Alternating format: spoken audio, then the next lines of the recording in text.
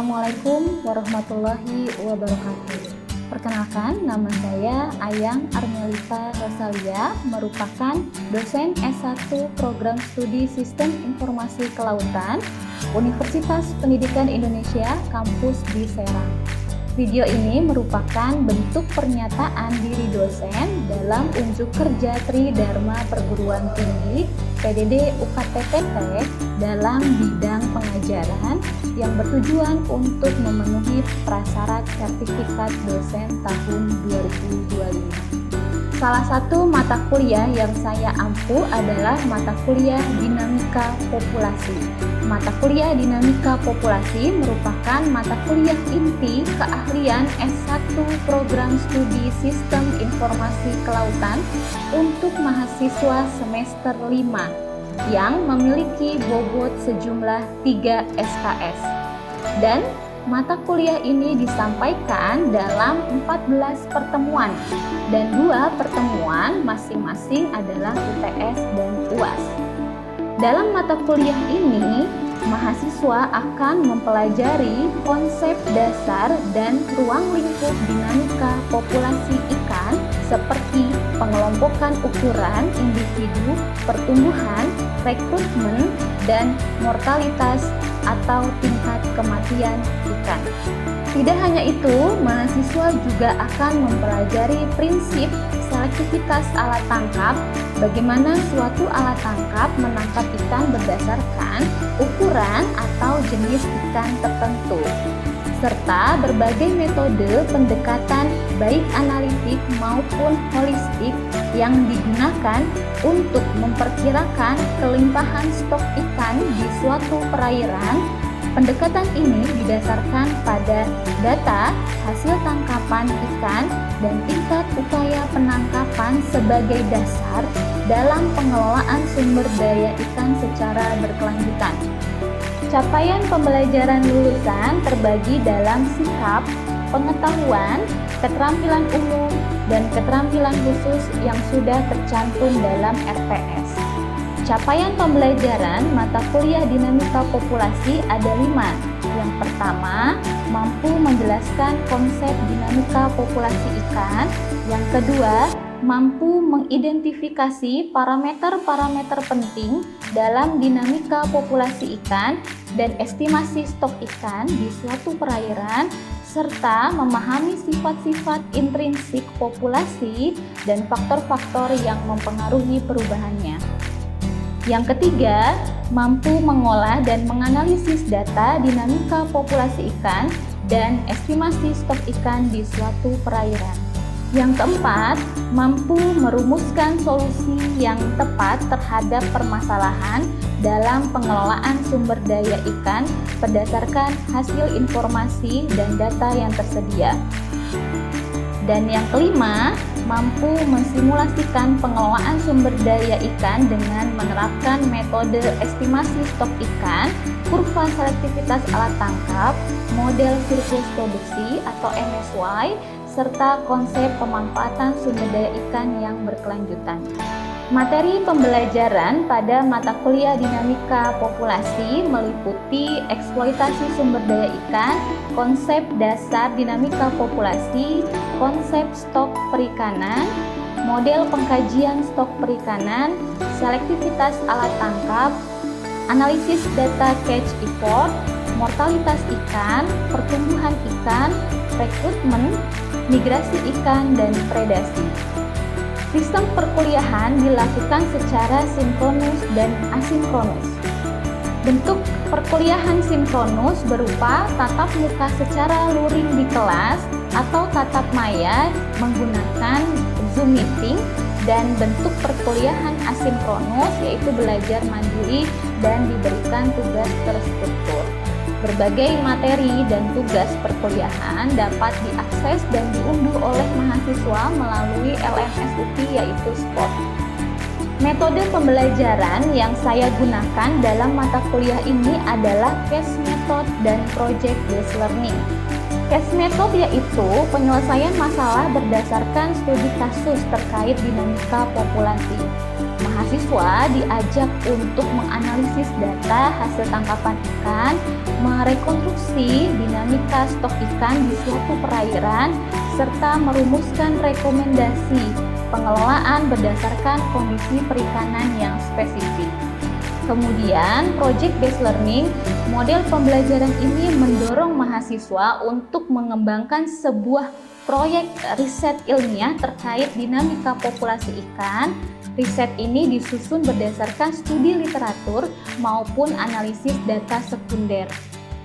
Hasil dari riset tersebut dituliskan dalam bentuk artikel ilmiah. Tujuannya adalah untuk membangun kemampuan mahasiswa dalam melakukan penelitian, menganalisis informasi, serta menyusun argumen ilmiah secara sistematis.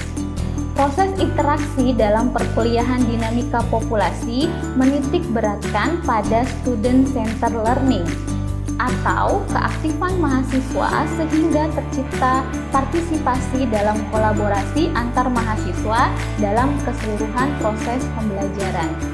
Evaluasi pembelajaran yang dilakukan dalam mata kuliah dinamika populasi meliputi evaluasi aktivitas partisipatif yang didapatkan dari evaluasi hasil diskusi kelas dan diskusi kelompok, kemudian unjuk kerja, bobot penilaian aktivitas partisipatif sejumlah 20%. Kemudian hasil proyek riset ilmiah berupa penulisan artikel ilmiah 25%, evaluasi pengetahuan melalui kuis dan tugas individu 15%, UTS berupa tes performa yang berbobot 15%, dan UAS berupa tes performa yang berbobot 20%. Hasil akhir penilaian perkuliahan dapat mahasiswa akses dalam portal Siaku Mahasiswa UPI terintegrasi.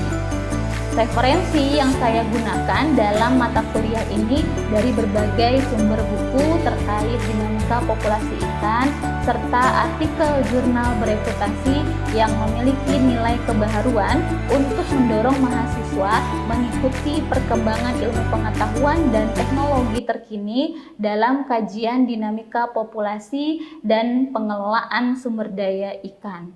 Berikutnya merupakan cuplikan dari proses pembelajaran yang dilaksanakan secara sinkronus tatap muka di ruang kelas pada mata kuliah dinamika populasi dalam pertemuan ketiga dengan bahan kajian yaitu konsep stok perikanan.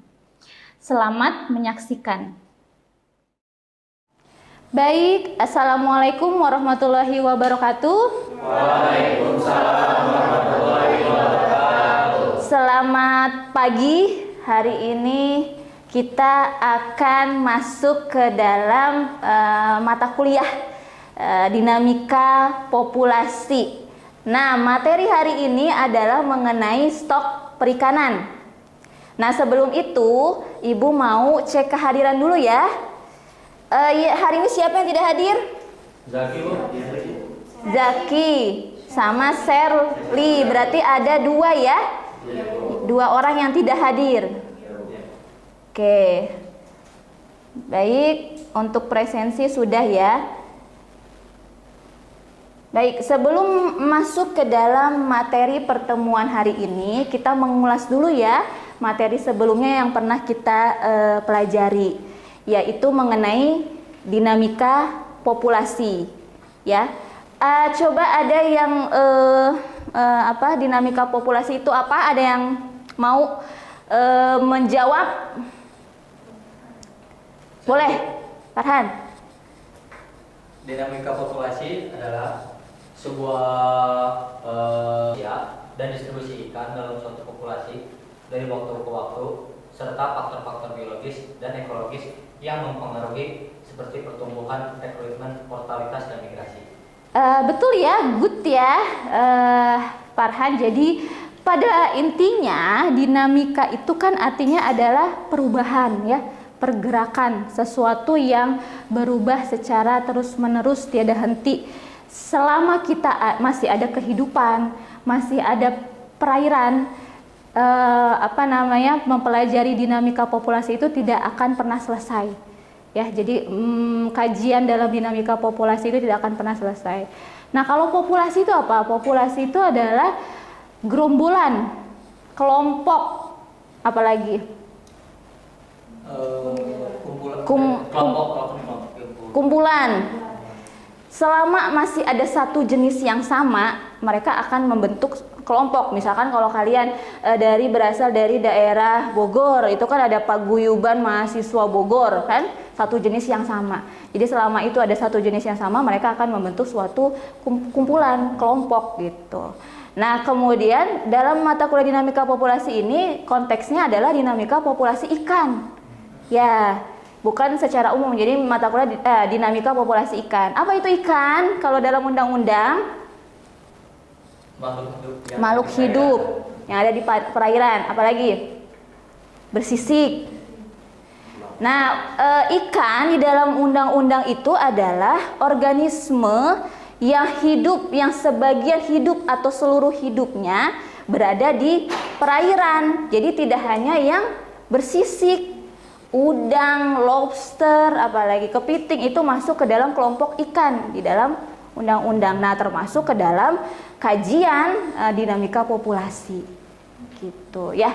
Nah, kemudian kita lanjut masuk ke materi hari ini ya, yaitu kita akan belajar stok ikan. Nah, ini kesimpulannya ya, dari beberapa ahli menyatakan bahwa stok itu adalah suatu kelompok organisme dari satu spesies yang sama, mempunyai karakteristik yang sama, menempati suatu daerah yang sama ya, dengan geografis tertentu. Nah, ini dari berbagai macam ahli menyatakan pengertian stok perikanan. Nah, kemudian kita masuk ya, bagaimana status stok perikanan dunia. Nah, kalau melihat ilustrasi ini ya, ini dari tahun 1960 sampai ke tahun 2020. Kalau kita lihat 1960 ini cenderung ikan-ikan yang tertangkap itu lebih besar ya ukurannya, kemudian jumlahnya, dengan upaya yang sama. Upaya itu adalah sekali trip ya, sekali maut. Nah, dengan jumlah upaya yang sama, hasil tangkapan yang didapatkan dan ukuran tangkapnya ini tergolong lebih banyak dan lebih besar ya.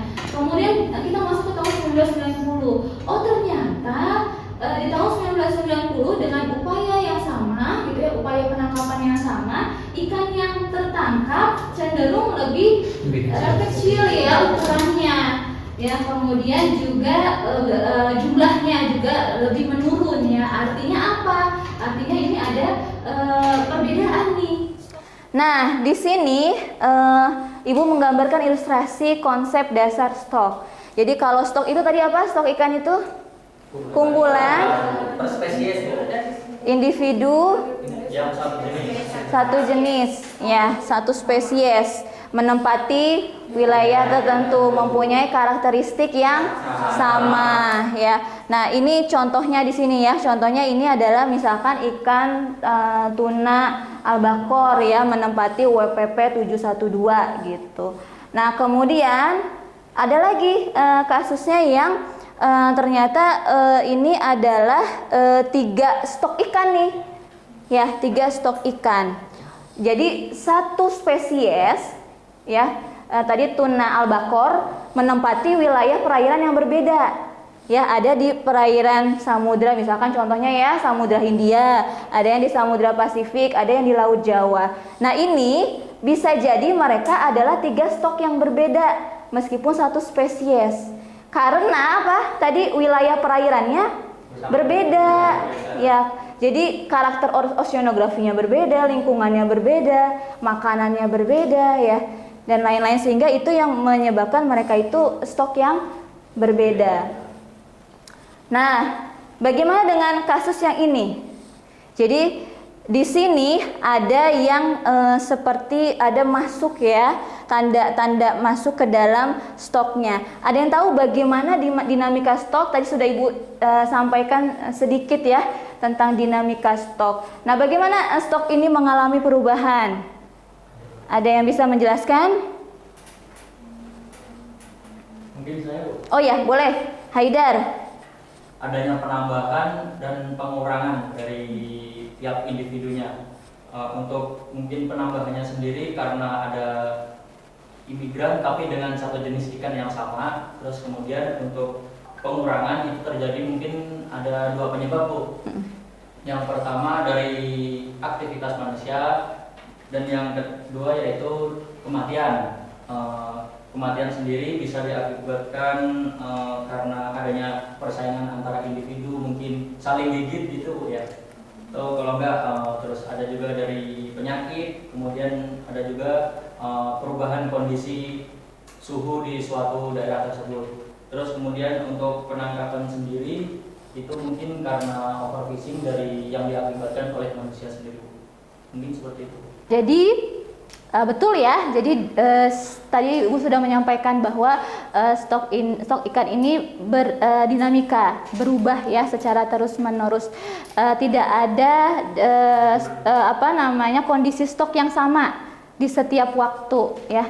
Ya, jadi selalu berbeda. Nah, tadi ada faktor-faktornya ya, karena mengalami penurunan, kemudian karena mengalami pertambahan stok ya. Jadi stok itu mengalami perubahan yang terus-menerus.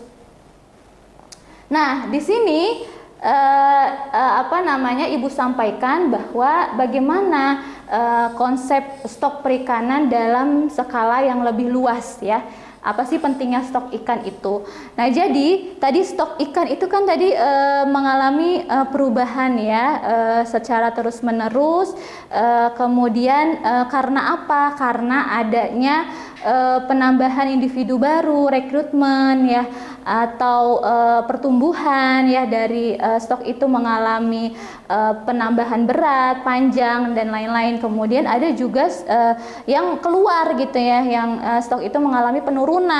Karena apa? Karena kematian alami dan juga karena kematian dari manusia ya.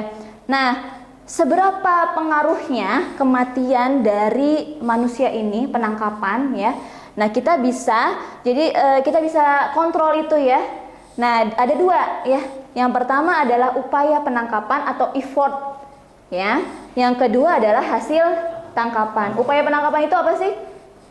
Jumlah melaut, jumlah trip kapal, jumlah melaut. Kalau hasil tangkapan itu adalah produksi hasil tangkapan yang ditangkap oleh nelayan. Nah, jadi dua hal ini bisa kita kontrol. Caranya dari mana? Yang pertama, kita bisa menduga dari hasil CPUE-nya. CPUE itu adalah catch ekologi ikan. Yang pertama, teknologi.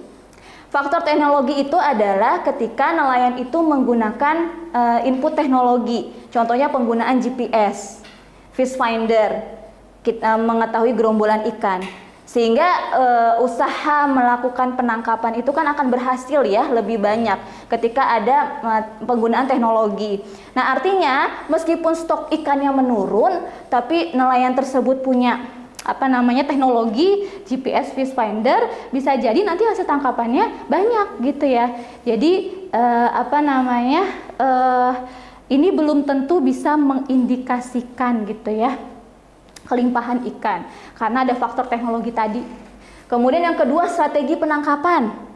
Strategi penangkapan ini contohnya seperti melakukan pemetaan zona potensial ikan. Nah, teman-teman kan suka ini ya, pernah belajar ya bagaimana menentukan peta zona potensi ikan. Nah, sehingga ketika kita sudah tahu nih titik lokasi ikan-ikan yang berpotensi, nah strategi penangkapan nelayan ini akan cenderung berhasil ya menangkap ikan-ikan yang gerombolannya tinggi karena tadi sudah ada penentuan lokasi-lokasi ikan. Oke, kemudian selanjutnya kita masuk ke studi kasus ya. Studi kasus nanti kalian dibuat tim 2 kelompok aja ya, kelompok besar. Ini kelompok A, ini kelompok B. Nanti studi kasus berdiskusi dengan teman kelompoknya dari kasus yang ini yang ibu sebutkan, yang ibu sampaikan. Nah, ada beberapa pertanyaan yang harus didiskusikan ya. Yang pertama nih, jadi kasusnya itu adalah nelayan di WPP 714 Laut Banda melaporkan bahwa hasil tangkapan ikan tongkol per unit alat tangkap CPUE terus menurun dalam 5 tahun terakhir. Nah, data KKP menunjukkan bahwa walaupun jumlah kapalnya meningkat, tetapi total tangkapan justru terus menurun gitu ya. Nah, itu kenapa? Nah, ini yang didiskusikan. Yang pertama ada 4 pertanyaan ya. Yang pertama, apa indikator yang menunjukkan stok ikan tongkol menurun? Ya, indikator apa? Yang kedua, bagaimana hubungan antara CPUE dan kelimpahan relatif ikan? Yang ketiga, apa kemungkinan penyebab penurunan CPUE? Yang keempat, rekomendasi apa nanti yang kalian berikan setelah hasil diskusi untuk menjaga keberlanjutan stok ikan? Nah, silahkan didiskusikan kelompoknya. Sudah berdiskusinya tadi ya selama kurang lebih 10-15 menit, cukup lah ya. Nah, silahkan nanti Ibu tunjuk kelompoknya, siapa yang menjawab pertanyaan pertama sampai ke 4 ya. Nah, untuk pertanyaan pertama tadi ya, apa indikator yang menunjukkan stok ikan tongkol menurun? Nah, coba kelompok B boleh. Untuk indikator utamanya yaitu mungkin penurunan dari CPUE ini disebabkan karena stok ikan juga bersinggungan dengan CPUE-nya, karena ketika penangkapan dalam sekali tangkapan nelayan itu dapat dilihat kalau misalkan sedikit berarti si stok ikannya pun sedikit gitu Bu. Dan kalau misalkan banyak berarti artinya ada stok ikan yang di dalam lautan itu terdapat banyak sekali kelimpahan yang ada di sana gitu. Mungkin seperti itu Bu. Ke pertanyaan kedua, betul ya tadi yang dikatakan Farhan bahwa indikator yang menunjukkan stok ikan tongkol menurun ini adalah CPUE-nya gitu ya, dari nilai CPUE-nya. Nah, ini berhubungan nih dengan pertanyaan kedua ya. Pertanyaan kedua itu adalah bagaimana hubungan antara CPUE dan kelimpahan relatif ikan. Nah, ini tadi udah kelompok B ya yang menjawab. Sekarang kelompok A. Silahkan kelompok A perwakilannya. Hasil dari diskusi kelompok A yaitu untuk jawaban nomor 2 yaitu CPUE merupakan indikator utama yang bisa digunakan untuk memantau peningkatan stok ikan atau penurunan stok ikan.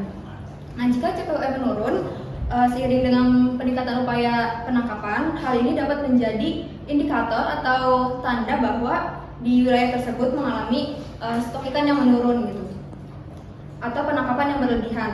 Artinya CPUE semakin rendah, diduga kelimpahan atau kelimpahan ikan yang disebut juga menurun.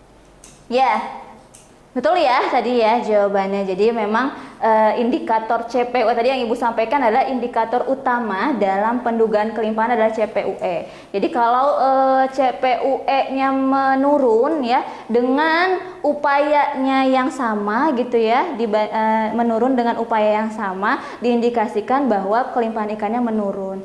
Tapi kalau CPUE-nya tinggi ya, hasil CPUE tinggi dengan usaha yang sama gitu, diindikasikan bahwa kelimpahannya naik. Tetapi ini ada tetapi tidak cukup akurat gitu ya untuk memperkirakan jumlah ikan yang seluruhnya ya atau sebenarnya yang absolut, karena ada faktor-faktor lain yang harus dipertimbangkan tadi ya. Ada faktor teknologi, faktor apa lagi tadi? Strategi penangkapan, kemudian faktor apa? Ekologi ikannya. Jadi ada banyak faktor yang perlu dipertimbangkan untuk menghitung CPUE ini sebagai pendugaan kelimpahan ikan ya. Oke, kita lanjut ke pertanyaan ketiga, yaitu apa kemungkinan penyebab penurunan dari CPUE? Ya. Nah, ini siapa yang mau menjawab? Boleh kelompok A ya. Penyebab penurunan dari CPUE itu ada 6. Yang pertama overfishing, yang kedua penangkapan ikan sebelum matang gona, yang ketiga perubahan lingkungan, yang keempat persaingan antar armada penangkapan, yang kelima kurangnya data dan pengawasan, dan yang terakhir ada ikan berpindah ke wilayah lain. Silahkan buka HP-nya, bawa HP semuanya? Ya boleh ya, kan mahasiswa mau bawa HP pasti. Nah, dibuka HP-nya, kemudian nanti Ibu kirimkan nih kode Oh, berarti harus ke ini dulu ya, ke wayground.com-nya. Sudah masuk semua ya. Silahkan Ibu klik dulu mulai. Ya, silahkan mulai mengisi kuisnya.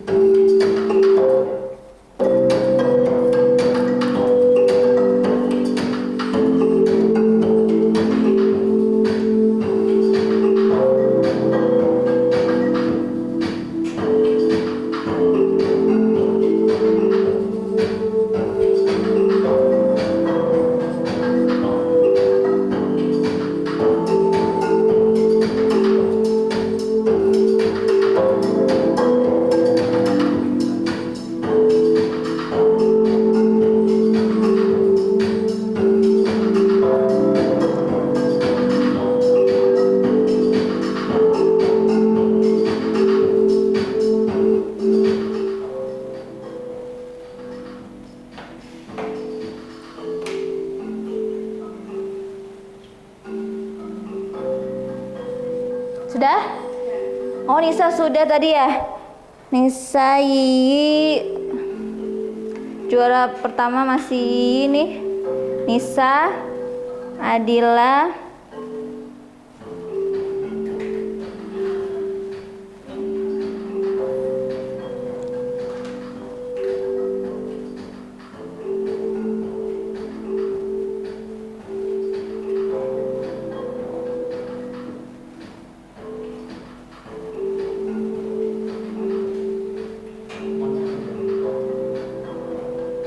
Nabila ya mana? Oh, Nabila ada 2. Dihapus aja ya. Udah.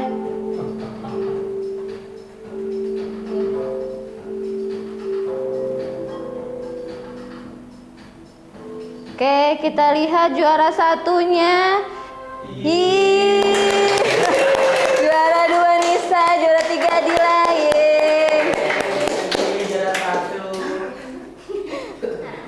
Nah, sebelum itu, Ibu mau tanya dulu, siapa yang tahu apa itu stok ikan? Boleh, Adila. Stok perikanan adalah suatu kumpulan dari individu dari suatu spesies ikan yang berkumpul atau hidup di suatu wilayah tertentu. Oke, good ya, bagus ya. Jadi jawabannya adalah stok itu kan kumpulan. Nah, apa bedanya sih sama populasi? Kalau populasi itu dia kumpulan suatu organisme yang hidup ya. Nggak ada kan yang misalkan populasi ikan tongkol gitu ya. Nggak ada populasi jasad ikan tongkol kan. Jadi baik, kita akhiri ya, sudah selesai pertemuan hari ini. Silahkan pelajari untuk pertemuan selanjutnya yang minggu depan mengenai model pengkajian stok ikan. Di antaranya ada 2 ya, model holistik dan model analitik. Silahkan dipelajari dulu, nanti kita akan diskusi di kelas pertemuan selanjutnya. Ibu akhiri, terima kasih atas kehadirannya. Terima kasih. Wassalamualaikum warahmatullahi wabarakatuh. Waalaikumsalam warahmatullahi wabarakatuh. Demikian deskripsi singkat serta cuplikan proses pembelajaran mata kuliah dinamika populasi pada program studi Sistem Informasi Kelautan Universitas Pendidikan Indonesia Kampus di Serang. Saya mengucapkan terima kasih kepada Kementerian Pendidikan Tinggi, Sains dan Teknologi, Direktorat Jenderal Pendidikan Tinggi atas kesempatan yang diberikan. Saya juga mengucapkan terima kasih kepada Universitas Pendidikan Indonesia, seluruh jajaran pimpinan, rekan-rekan dosen sejawat, dan rekan-rekan mahasiswa atas dukungan yang telah diberikan. Demikian yang bisa saya sampaikan, semoga bermanfaat. Terima kasih. Wassalamualaikum warahmatullahi wabarakatuh.